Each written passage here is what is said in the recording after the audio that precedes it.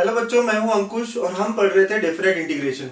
हमने properties of definite integral पढ़ी। कितनी प्रॉपर्टीज थी? 7। सारी कवर की है पिछले 3 वीडियोस में।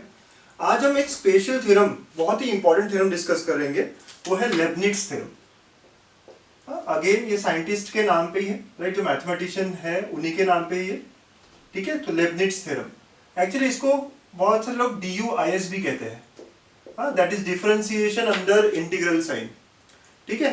सो यानी क्या मतलब हुआ यहाँ पे कि you can say derivatives of integrals, है ना? डेरिवेटिव्स ऑफ इंटीग्रल्स, ठीक है?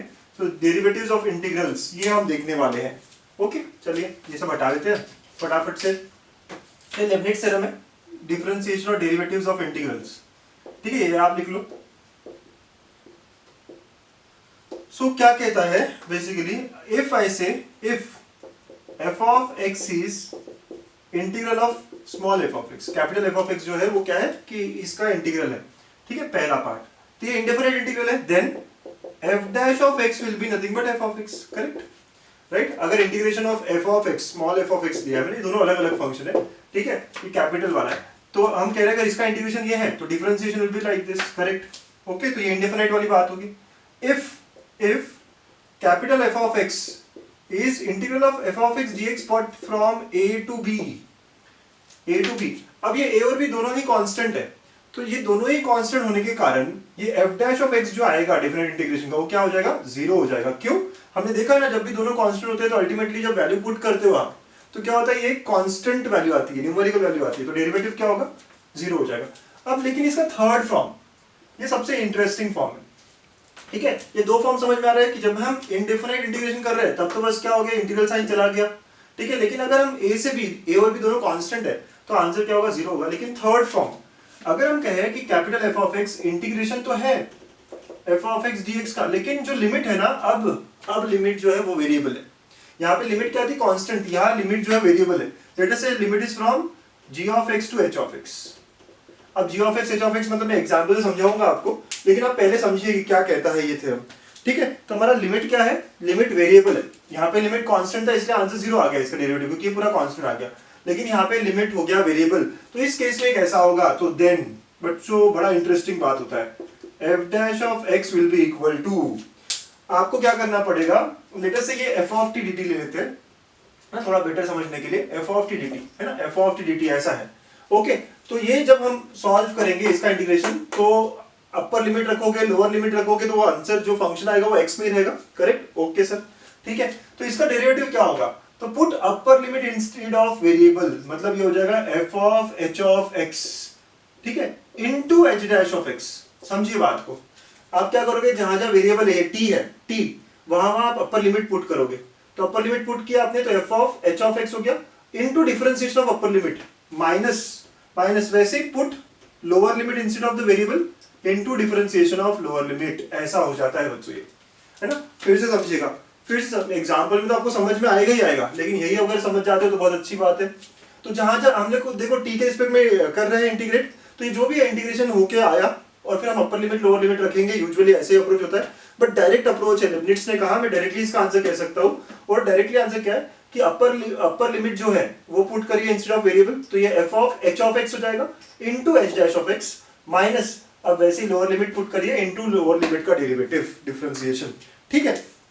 चलिए कुछ एग्जांपल से सपोर्ट करता हूं मैं इस थर्ड पार्ट को, है ना? आप लिख लो, और जिन लोगों को लग रहा है सर समझा नहीं है मुझे, कोई बात नहीं, है ना? बहुत एग्जांपल्स में लेके आया हूं जो आपको समझाएगा, ठीक है? ओके सर, चलो तो नाउ फर्स्ट एग्जांपल, कुछ छोटे छोटे एग्जांपल से शुरू कर रहा हूं मैं, ठीक है?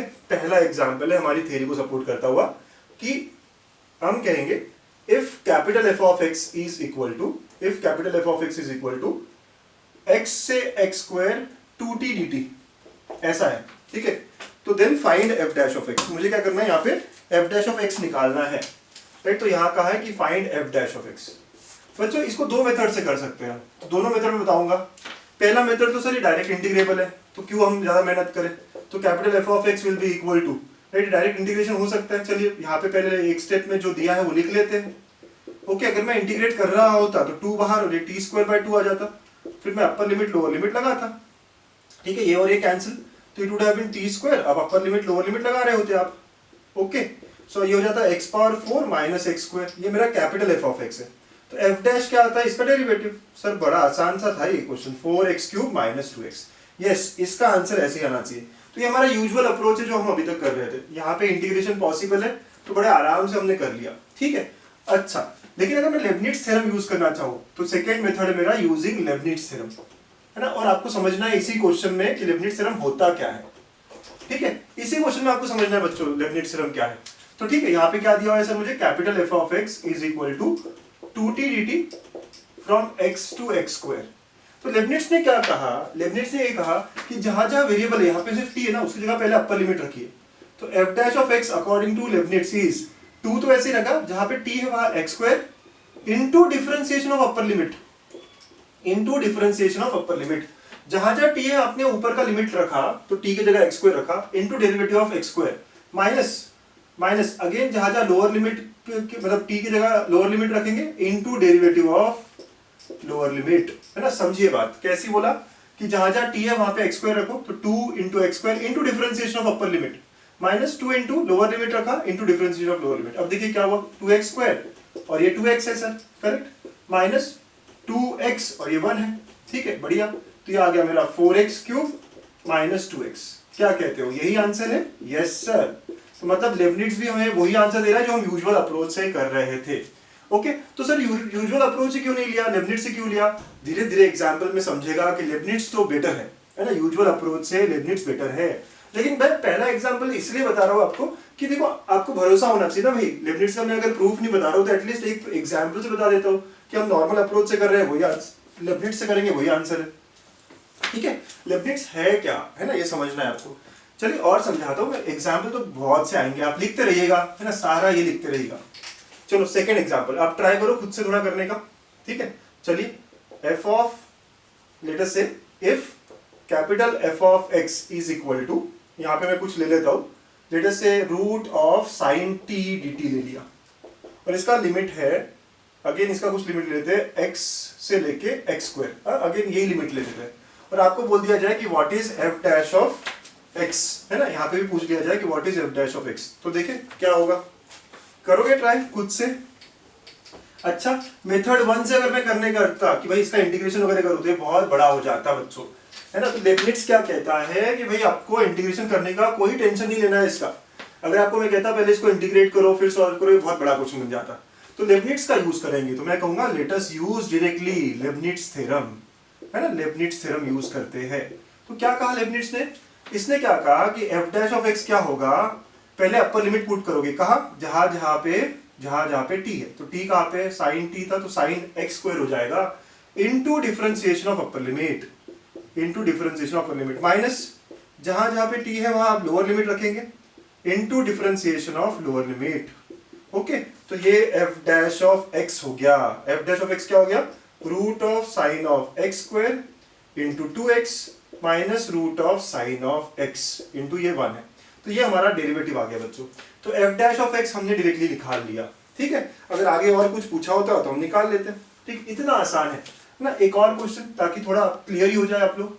तो थर्ड क्वेश्चन है, लेट अस से I need f of x, capital F of x is equal to, capital F of x is equal to x square से लेके sine x e power t square, है ना, e power t square d t, e power t square d t, ऐसा है। Okay, yes sir, ठीक। और आपको पूछा गया है, आपको क्या पूछा गया है यहाँ पे भी, एफ डैश ऑफ जीरो पूछ लिया इस बार क्या पूछा, एफ डैश ऑफ जीरो। तो मैं क्या करूंगा, पहले एफ डैश ऑफ एक्स निकालूंगा। कैसे निकालूंगा सर, यूजिंग लेबनिट्ज थ्योरम, है ना, लेबनिट्ज थ्योरम यूज करेंगे आप। ओके, कैसे करते हैं, अब तो आने लग गया आपको, कैसे होगा एफ डैश बताइए। अपर लिमिट पुट करिए सर टी की जगह, तो ये क्या होगा, ई पावर साइन ऑफ एक्स का स्क्वायर हो जाएगा क्योंकि टी स्क्वायर था ना, into derivative of sine into derivative of upper limit. क्या है, जहां जहां टी है आप अपर लिमिट डालोगे तो ई पावर साइन एक्स का square into derivative of sine minus E power right x square का स्क्वायर हो जाएगा, टी की जगह पे एक्स स्क्वायर आया बेटा, into derivative of X square. Very nice, ठीक है। तो देखिए आगे क्या हो गया, ये ई पावर साइन स्क्वायर एक्स, ये तो वैसे ही रह गया, और ये आ गया आपका कॉस एक्स माइनस ई पावर एक्स पावर 4 और ये आ गया आपका 2x, ठीक है। तो ये हो गया हमारा F dash of x. Now what I want, F dash of zero चाहिए सर। तो जहां जहां x है वहां वहां 0 डाल दो अब, ठीक है, बात समझ में आ गई हमें। तो ये e पावर 0 हो गया, cos ऑफ 0 हो गया, और ये पूरा 0 हो गया, राइट। सॉल्व कर लोगे तो answer comes out to be 1। तो f dash of 0 comes out to be equal to 1, ठीक है। तो ऐसा मेरा आंसर आ गया। बच्चों समझे लेibniz थ्योरम होता क्या है ना, जहां जहां t है वहां upper limit into derivative of upper limit, minus जहां जहां t है वहां lower limit into derivative of lower limit, और ये बन जाएगा हमारा आंसर, ठीक। और क्वेश्चन लेते हैं, पहले इतना नोट कर लीजिए अच्छे से, हाँ समझ जाइए कि होता क्या है लेibniz। बच्चों नेक्स्ट 2 क्वेश्चंस है ना, बड़े अच्छे क्वेश्चंस है, आप चाहो तो खुद से अटेम्प्ट कर सकते हो, ठीक है, ट्राई योरसेल्फ। अच्छा यहाँ लिमिट भी यूज हुआ है, क्या कह रहे हैं, लिमिट एक्सटेंड टू 0। अच्छा मैं लिमिट का क्वेश्चन जब भी सॉल्व करता हूँ तो पहला स्टेप क्या होता है कि हम 0 रख के देख लेते हैं। अगर मैं 0 रख रहा होता तो ये क्या होता, 0 से 0 cos of t square dt, और नीचे हो जाता 0। अब अगर ये 0 से 0 हो रहा है तो ये भी 0 हो गया, मतलब ये फॉर्म कौन सा हो गया, 0/0 फॉर्म हो गया, ठीक है। और 0/0 फॉर्म हो गया तो आपको याद है LH रूल लगाना पड़ता है, आपको डिफरेंशिएट करते हो ला हापितल, राइट। तो अब हमारा मतलब क्या हुआ, अगर 0/0 है हम इसको डिफरेंशिएट कर सकते हैं।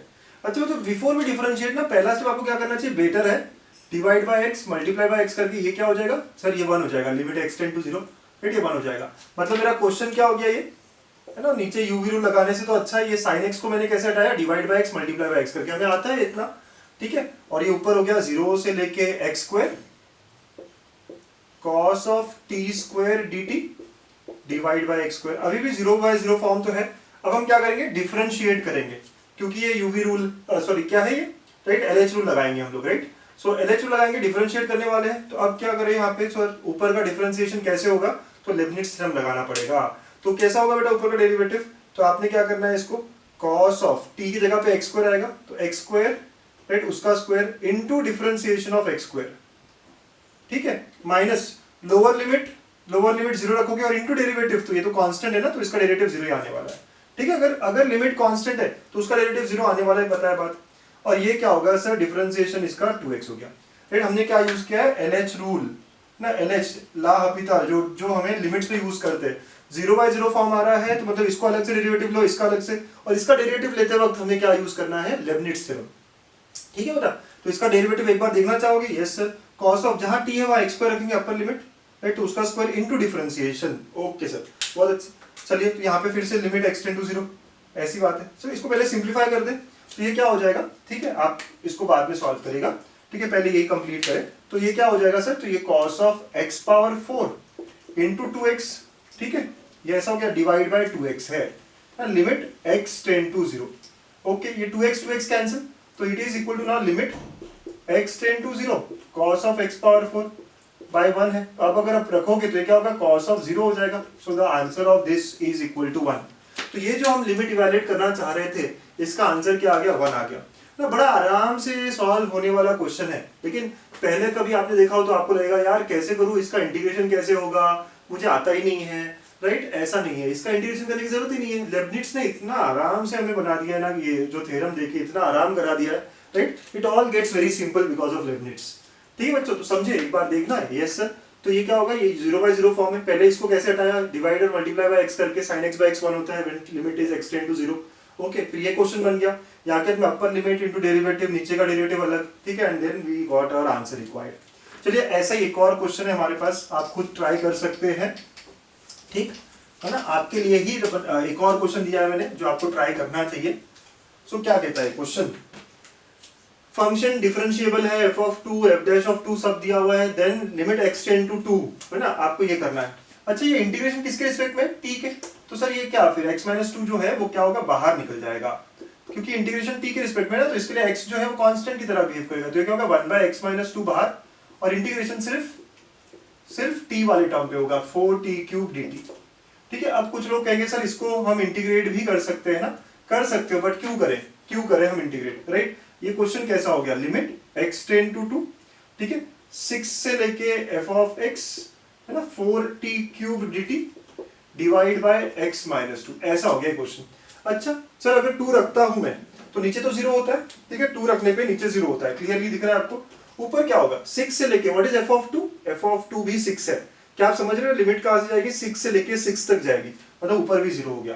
तो ये 0/0 फॉर्म है, तो हम क्या यूज करेंगे, LH रूल, है ना, LH रूल, L हापिताल ला हापिताल, राइट। ओके, क्यों 0 कैसे है ऊपर, क्योंकि f(2) जब 2 रखूंगा तो f(2) और f(2) खुद भी 6 है। ओके सर, मैं इंटीग्रेट नहीं करने वाला, राइट, मैं क्या करूंगा, लेबनिट्ज यूज करूंगा। सो नाउ विल डिफरेंशिएट, तो it will be now limit x tend to 2।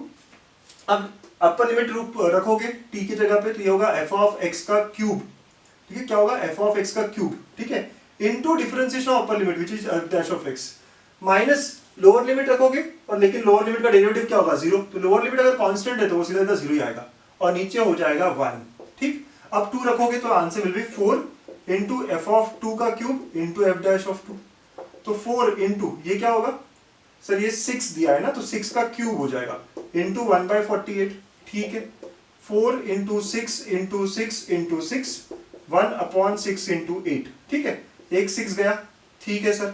Okay, अब यहाँ पे क्या कहेंगे हम, 3 टाइम्स, ठीक है, और ये पूरा ऐसा चला गया सर। ओके, तो 18 आ गया पूरा आंसर, तो मेरा जो लिमिट का आंसर है वो क्या आ गया यहाँ पे, 18 becomes your answer, right. Calculation आप करेंगे, ठीक है, तो आप समझे कैसे करना है। कुछ लोग कहते हैं सर मैं इंटीग्रेशन कर सकता हूँ, बड़ा आराम से कर लो, ठीक है, कोई बात नहीं, लेकिन मैं तो लेबनिट्ज लगाऊंगा, मैं डायरेक्टली सॉल्व कर लूंगा। तो ये हमारा 5th क्वेश्चन है। ओके बच्चों, ऐसे सॉल्व करना होता है हमें क्वेश्चंस को, इस तरह हमें अलग अलग क्वेश्चंस मिल सकते हैं, ठीक है सर। ओके, चलो और क्वेश्चन देखेंगे, ये लिख लिया आपने, आई होप लिख लिया, ठीक है। अब बड़े इंटरेस्टिंग सवाल है हमारे पास, आप ना और करते रहिए बस। सो नेक्स्ट क्वेश्चन है हमारे पास, let us write it down. क्या कहता है नेक्स्ट क्वेश्चन कि if capital f(x) is equal to e⁻g(x) and g(x) is equal to 2 से लेके x t/1 + t⁴ dt, then find f'(2). आपको f'(2) निकालना है। चलो ट्राई करना चाहोगे बच्चों, है ना, लगा लीजिए अपना दम, स्टार्ट कर दीजिए। f'(2) तो पता है आपको सर, मेरे को दिया हुआ है f(x) e⁻g(x). f'(2) मतलब क्या, f'(x) निकालना पड़ेगा, तो क्या होगा f'(x) सर, ये आसान है, e⁻g(x) इंटू g' होगा, है ना, इंटू g', ठीक है, yes. So let us call this as 1, number 1 step हो गया ये हमारा, ठीक है। ओके, अब g' निकालना है, g तो ये है, ओके सर। तो g जो हमारे पास है वो क्या है, 2 से लेके x t/1 + t⁴।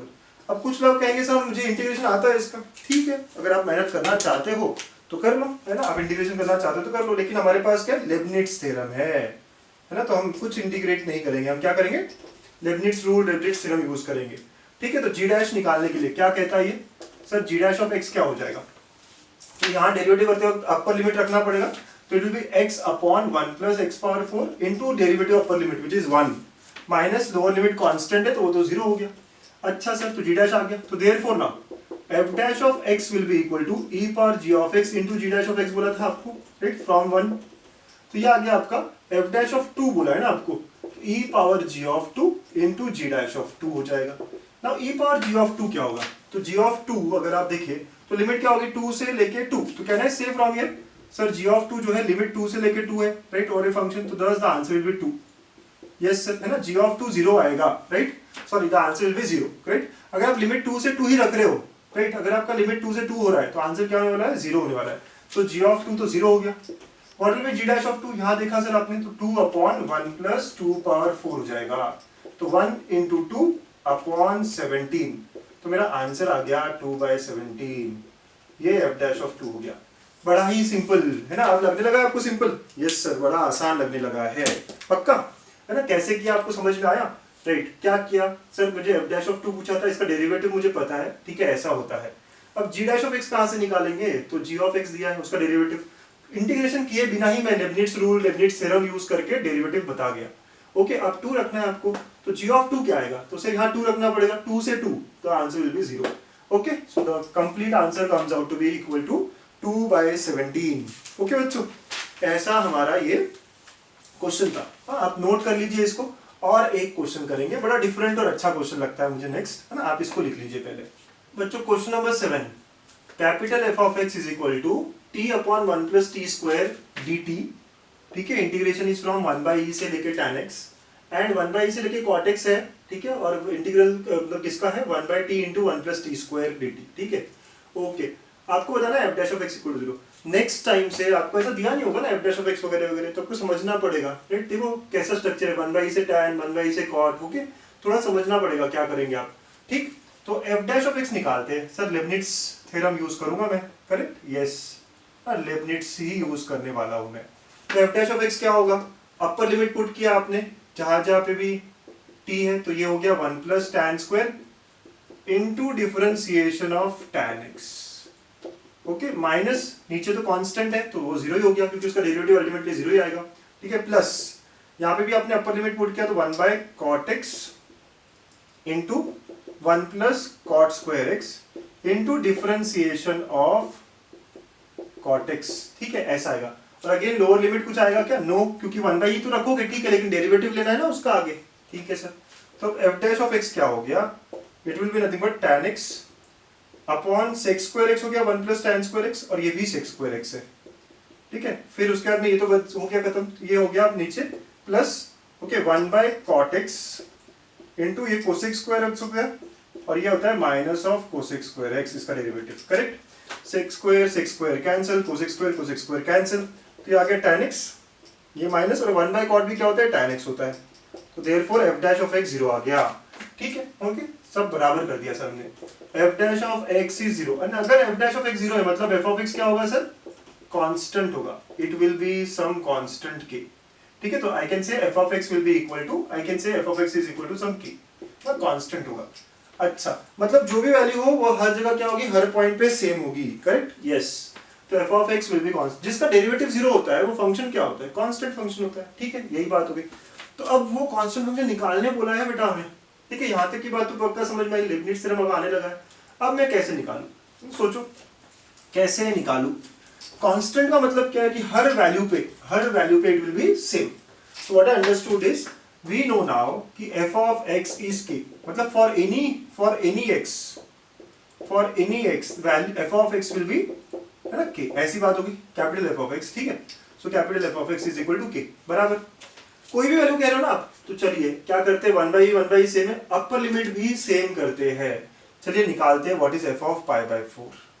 सर π/4 ही क्यों लिया, बताओ क्यों लिया मैंने, क्योंकि tan और cot वही तो इक्वल होता है, ठीक है। तो ये लिमिट क्या हो जाएगी 1/e से लेके tan π/4 which is 1 t upon 1 + t square dt plus again 1/e से लेके 1 cot, राइट, तो 1/t into 1 + t square dt। समझे आप क्या किया है, जब हर वैल्यू के लिए रहेगा वैल्यू, मतलब कांस्टेंट है, तो हर x के लिए इट विल बी सेम, तो let us put a x which will simplify this integration। तो मैंने π/4 रखा, right, we are going to find what is f of π/4। तो f of π/4 will be equal to 1/e से लेके 1, ठीक है, दोनों में t upon 1 + t square plus 1/t into 1 + t square, ठीक है, और ये पूरा dt हो गया, ओके सर।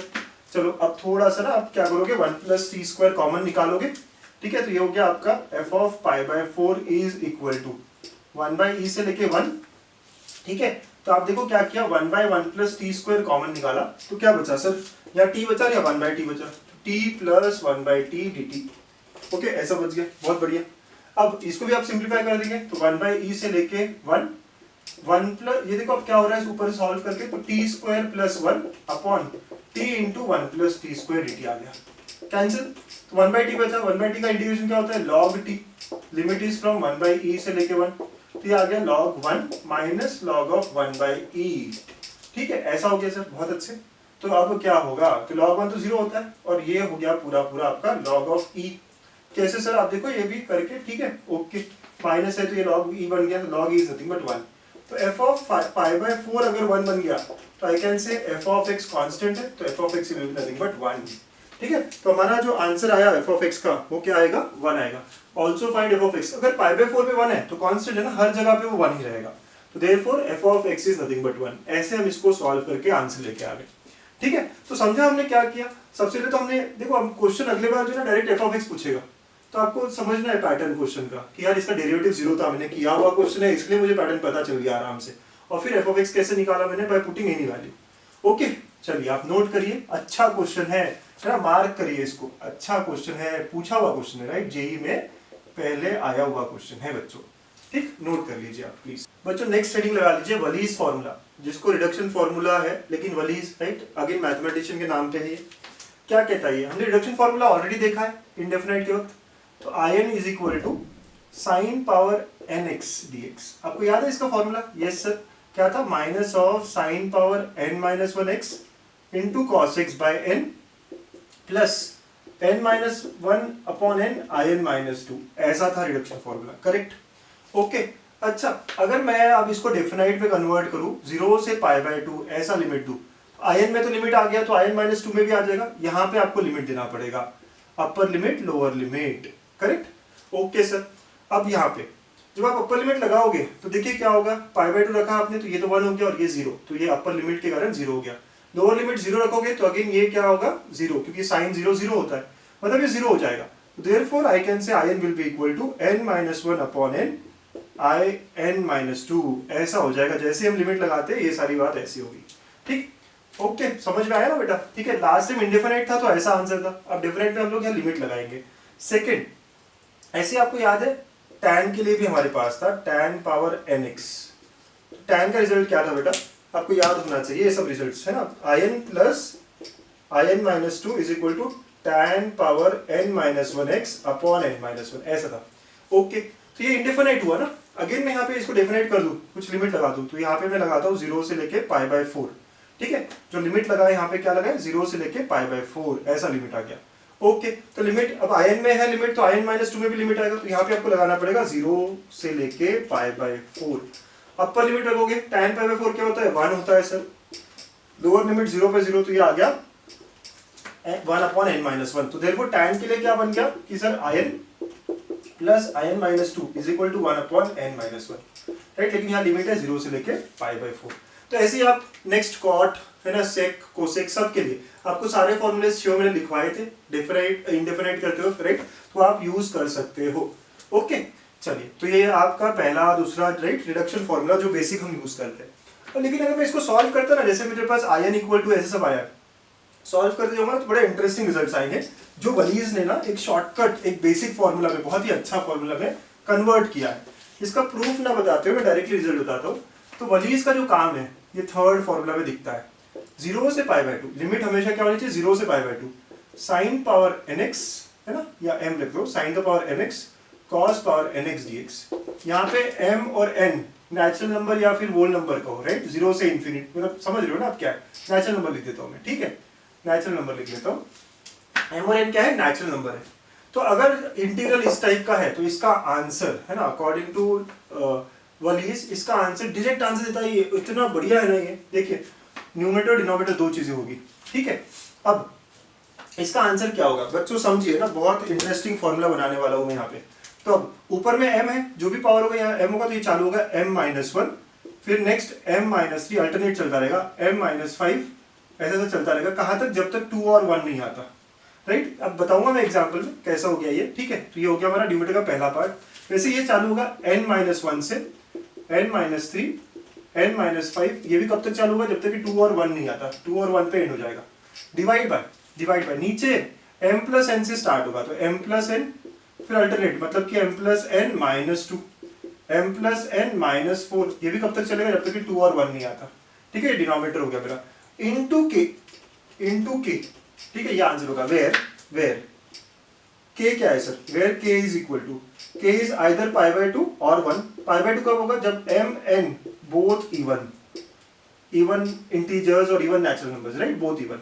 अगर, और ये अदरवाइज, मतलब कि अगर एक भी ऑड हो गया उसमें से, अगर एक भी ऑड हो गया तो k का वैल्यू 1 हो जाएगा। अगर दोनों इवन है m और n, तो आंसर क्या होगा, मल्टीप्लाई, उसमें जो k हो रहा है वो पाई बाय 2 हो जाएगा, ठीक है? फॉर्मूला अप्लाई कैसे करते हैं बताऊंगा आपको एग्जांपल्स में, पर पहले फॉर्मूला लिख लीजिए। और लिमिट बहुत इंपॉर्टेंट है, 0 से पाई बाय 2 ही होनी चाहिए। तो जब 0 से पाई बाय 2 हम लिमिट ले रहे हैं, तो sine power mx cos power nx dx, और ये किसके लिए, जब mn नेचुरल नंबर्स है, एक्चुअली 0 भी चलेगा, ठीक है? ओके, कोई बात नहीं है ना, नेचुरल नंबर्स अभी लिख दिया मैंने। और ये m minus one, m minus three, यहाँ पे जो भी पावर होगा, अगर ये 6 है तो ये m माइनस वन होगा 5, फिर अल्टरनेट 5, फिर उसके बाद में 3, फिर उसके बाद में 1, ऐसे चलता रहेगा, राइट? ऐसे जो भी आएगा, ठीक है? अगर ये 6 है तो हम देखेंगे एग्जाम्पल्स में, ठीक है? तो आप पहले फॉर्मूला नोट कर लो, मैं आपको बताता हूँ इसको अप्लाई कैसे करते हैं, ठीक है? चलो लिख लो आप ये formula. Okay, let us start applying it properly. Okay बच्चों, चलो लिख लिया आपने, एग्जाम्पल्स देखे इस पे? यस सर, ठीक है ना। एग्जाम्पल नंबर 8 रहेगा आज का। यस, सो सबसे पहला एग्जाम्पल ना, बड़ा आराम से इसके ऊपर आने वाला। लेट अस से sin power 4x and cos power 6x dx। Okay, now दिख रहा है आपको क्या? 4 और 6, तो यहाँ पे m की value here m is 4 and n is 6। तो मेरा इंटीग्रेशन, और लिमिट पे ध्यान देना है 0 से π/2। मेरा इंटीग्रेशन डायरेक्टली क्या होगा सर? m-1 से चालू होगा। मैं लिख लेता हूँ फॉर्मूला, m-1 m-3 ऐसे चलता रहेगा। राइट, कब तक चलेगा? जब तक कि 2 और 1 कोई एक नंबर ना आए। फिर ऐसे n-1 n-3 ये चलता रहेगा जब तक कि 2 और 1 में से कोई एक ना आए। और नीचे चालू होगा m+n से, m+n -2 सो ऑन, जब तक कि 2 और 1 ना आए, इनटू k। ओके चलो, अब नेक्स्ट m हमारा 4 है, तो m-1 क्या होगा? 3। अब इसके अंदर 2 और सब्ट्रैक्ट करो, तो 3 के बाद ये 1 आ गया। देखिए आप 4 - 1 करो या फिर 2 कम करते जाओ। राइट, अल्टरनेट नंबर है m-1 के बाद अल्टरनेट नंबर, राइट, 2 कम और 1 आ गया। तो अब रुकना है ना मुझे, क्यों? क्योंकि 2 और 1 जब आएगा तो रुकना है। तो क्या है यहाँ पे, ये पहला ब्रैकेट खत्म। कब खत्म करना है पहला ब्रैकेट? जब 2 या 1 में से कोई नंबर मिले। 1 मिल गया, यस। अब नेक्स्ट 6 - 1 मतलब 5, फिर अगला 3 और फिर अगला 1। सर ये इतना आराम से कैसे? आप डाल के देखो, अल्टरनेट नंबर्स है। अगर 5 है तो अगला 3 आएगा, फिर अगला 1 आएगा। नीचे m+n मतलब 10, तो 10 से चालू हो रहा है, तो एक एक छोड़ के, राइट, तो ये 8 आएगा। फिर उसके बाद में क्या आएगा? 6, फिर 4, फिर 2 या 1 जब आ गया तो रुकना है। अब समझिए बात को, है ना कैसे? और इनटू k। अच्छा k क्या था? k डिपेंड करता है π/2 या 1। ठीक है, तो बोथ इवन अगर है तो π/2, अदरवाइज 1। ठीक है, यहाँ पे क्या है सर? 4 और 6 तो बोथ इवन वाला केस है, तो हम k को क्या करेंगे? इनटू π/2 रखेंगे, इनटू π/2 रखेंगे। ठीक है, एक बार देखेंगे कैसे हो रहा है। m4 है तो चालू कहां से होगा? 4 - 1 मतलब 3 से, और अल्टरनेट 3 के बाद फिर 1। ठीक है, रुकना है क्योंकि 1 या 2 पे रुकना है। फिर 6 का 1 माइनस किया 5, तो 5 3 1। ओके, नीचे 10 से शुरू होगा, अल्टरनेट 10 के बाद 8, फिर 6, फिर 4, फिर 2। आप डाल के भी देख सकते हैं, 10 - 2 8, फिर 10 - 4 6, तो ऐसे ही होने वाला है। और इनटू दिस, तो बस आंसर बन गया हमारा। सॉल्व कर ले। यस, 5 2 जा, ठीक है, 3 2 टाइम्स। ओके, ऐसी बात हो गई। तो ऊपर में रह गया 3π डिवाइड बाय नीचे देखिए 2 4 8 16, राइट, मतलब 2 का पावर कितना हो गया सर? 4 5 6 7 8 9, तो 512 आ गया। तो 3π/512, this becomes answer of this integration.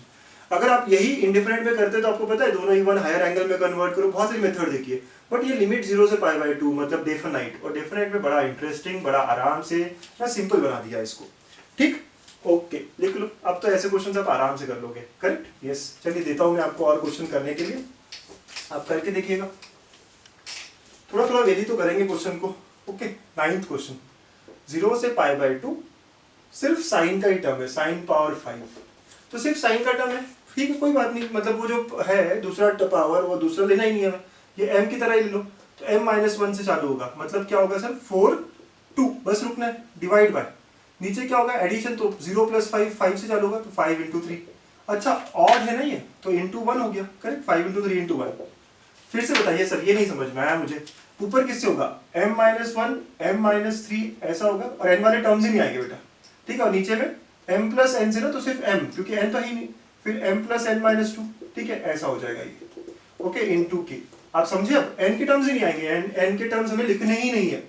Okay, n के टर्म्स हमें लिखने ही नहीं है, ऐसा हो जाएगा ये फॉर्मूला।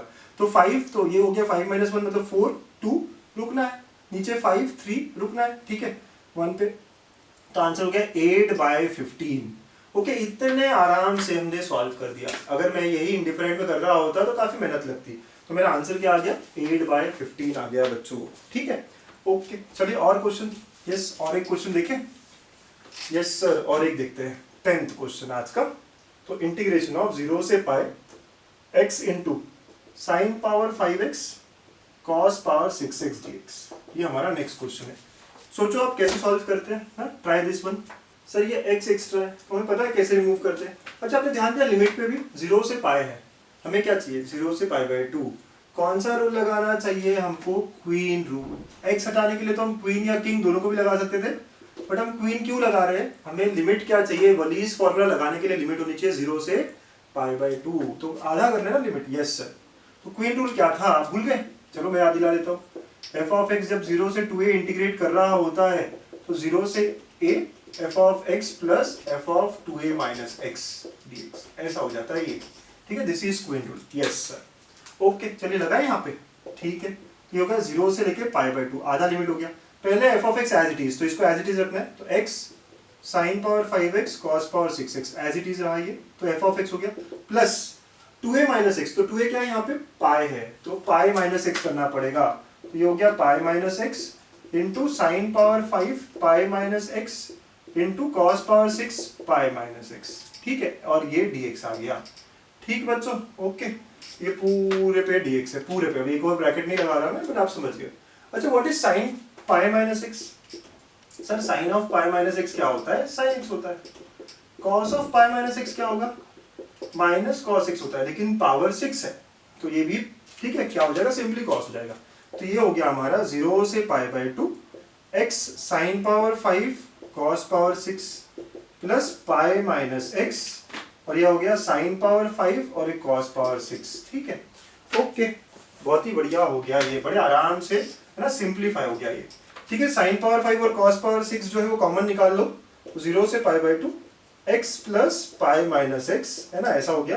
और ये sine power 5 x into cos power 6x dx, ठीक। तो सर अब क्या करेंगे, तो अब आप देख रहे हो कि ये x और x तो कैंसिल हो गया, ठीक है, सिर्फ पाई बचा, पाई कांस्टेंट है, बाहर आ जाएगा, तो ये हो गया 0 से π/2, ठीक है, sine power 5x into cos power 6x dx, बहुत बढ़िया, ठीक है। सारी बात समझ में आ गई, बहुत बढ़िया।